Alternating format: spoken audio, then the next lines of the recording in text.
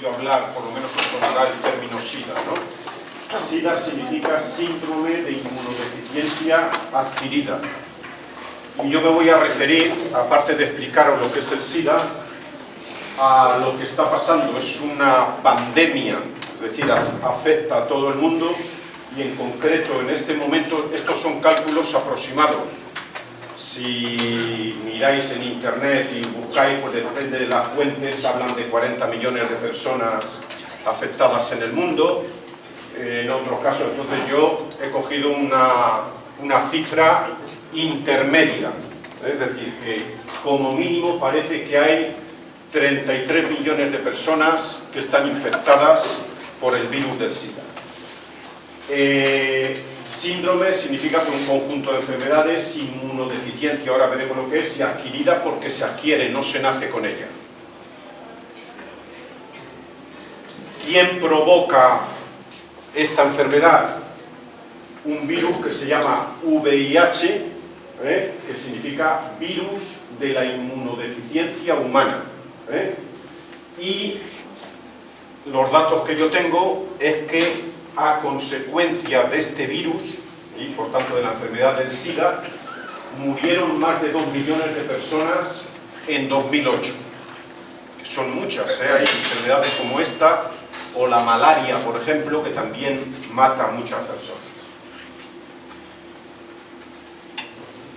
¿Qué quiere decir esto de inmunodeficiencia? Pues nosotros tenemos un sistema que se llama inmunológico que nos provoca inmunidad frente a determinados organismos que nos producen enfermedades. Es decir, cuando entra un organismo patógeno que produce enfermedades, nosotros sin enterarnos, pues hay un sistema que nos defiende, y o bien elimina esos patógenos, esas células o esos virus que han entrado, o bien segrega unas sustancias que se llaman anticuerpos que se encargan de eliminar esos agentes que pueden provocar enfermedades.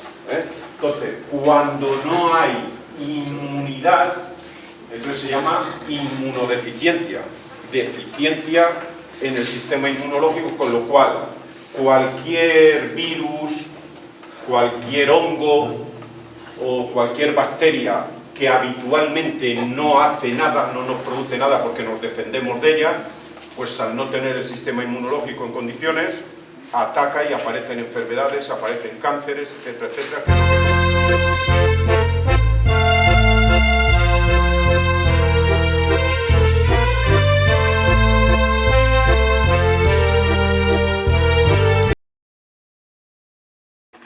Esto representa una fotografía al microscopio electrónico de virus que están saliendo del linfocito. Fijaros que esto es el linfocito y en comparación con el virus es enorme. Con respecto al virus hay cientos, miles de virus que pueden estar dentro de un linfocito. Y este es el ciclo de vida del virus del SIDA. Fijaros, el virus del SIDA se pega al linfocito e introduce su ARN, ese ácido ribonucleico donde va la información genética.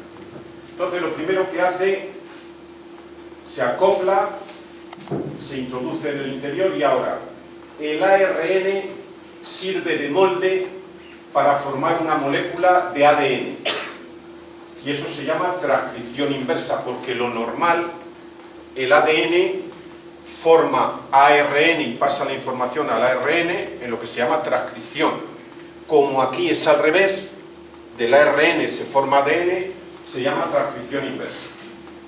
Se forma el ADN, se integra en el material genético del linfocito, en los cromosomas del linfocito, en lo que se llama integración, y ahora se hace con el metabolismo del linfocito y empieza a fabricar muchas copias de ARN del virus y muchas proteínas del virus también.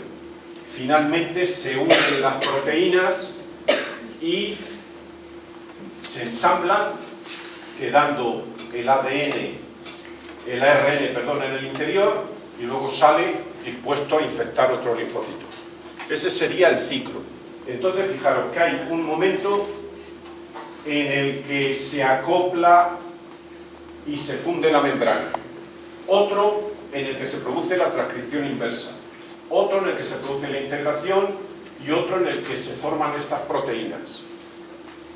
Aquí interviene la transcriptasa inversa que habíamos visto al principio. Aquí interviene la integrasa, otro enzima que viene con el virus. Y aquí fabrica proteínas y la proteasa las rompe en trozos para que luego se unan y recubran el ARN. Entonces, precisamente, en el tratamiento contra el virus, que luego hablaremos de ello, pues se ataca esta zona para que no se fije el virus. Se ataca este punto para que no funcione la transcripción. Si no hay transcripción inversa, el virus no puede actuar. Se ataca la integración, es decir, para que no funcione la integrasa y no se pueda unir el ADN del virus con el ADN del linfocito. Y finalmente, la proteasa lo que hace es romper estas proteínas, ¿no?, para que luego formen la cápsida del virus. Entonces, lo que se llaman antirretrovirales, que son medicamentos para luchar contra el SIDA, están enfocados para que no funcione. Hay medicamentos que impiden o tratan de impedir que el virus del SIDA se acople al linfocito. Si no se acopla, no puede entrar. Otros tratan de eliminar la acción de la transcriptasa inversa. Si no hay transcripción inversa, el virus no funciona. Otros medicamentos atacan aquí para que no se integre en el ADN del linfocito.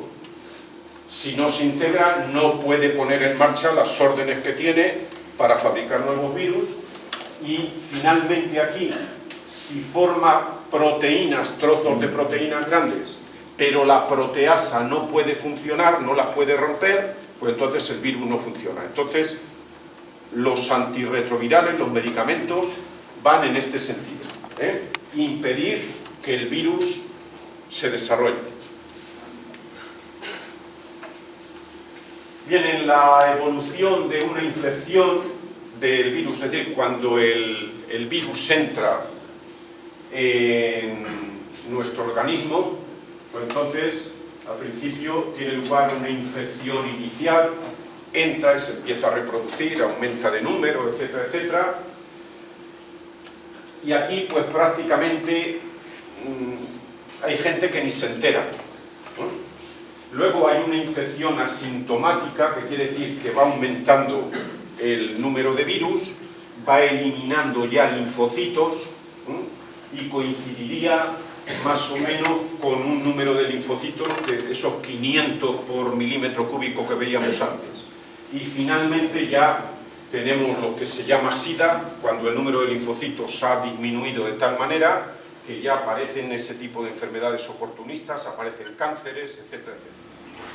Bien, sabéis que hay muchas campañas sobre la prevención del SIDA, sobre todo se machaca mucho en el tema del uso del preservativo, recordarlo porque es muy importante.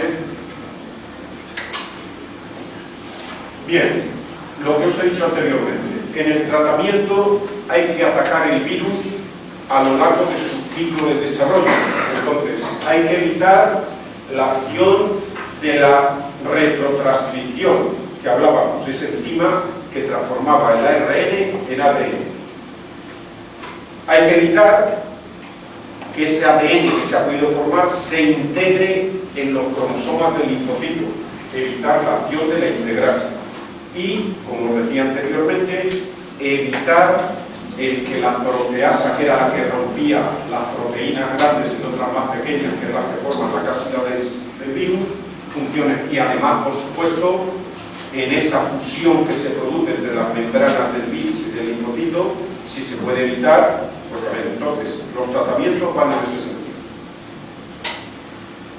Aquí lo tenemos, pues se evita la fusión, se intenta evitar la transcripción inversa, la integración